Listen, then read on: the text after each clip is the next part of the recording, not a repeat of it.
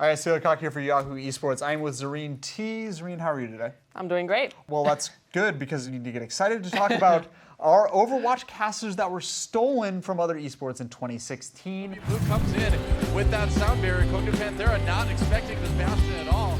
First up, we've got Monte Cristo, who departed from the League of Legends scene earlier this year under less than ideal circumstances. But that's great for the Overwatch scene because he's taking his sort of unique brand of charming pretentiousness, I want to say, over into the Overwatch scene.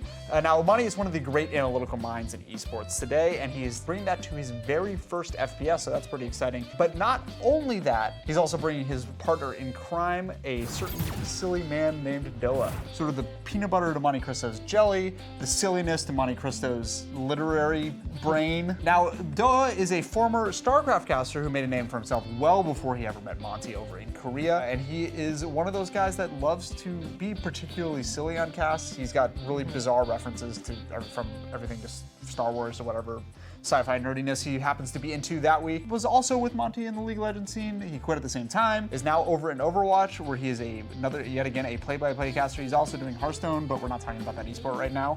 We're talking about Overwatch. Right, and next up on the list is Mr. X, another caster from the FPS community. He made a name for himself in the Call of Duty scene, which he's actually still actively casting in. He's a former coach, so he can offer a lot of insight that ex-pro players may not be able to, and he also tends to opt for a calmer casting style, which is cool, literally. I don't like that. Not a good joke. I'll allow it.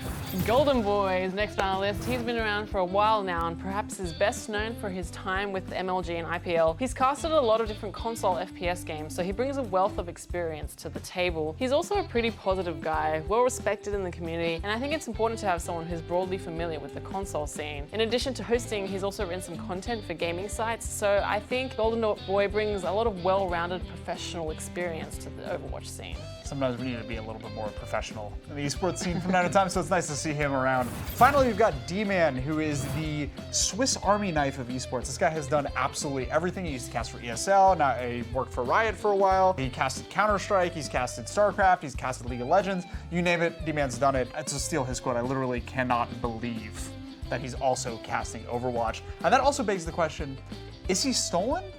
Or is he actually just being D-Man? So that does it for casters that were stolen from other esports in 2016 for Overwatch. For everything else from the past year and everything else into the future, keep it right here on Yahoo Esports.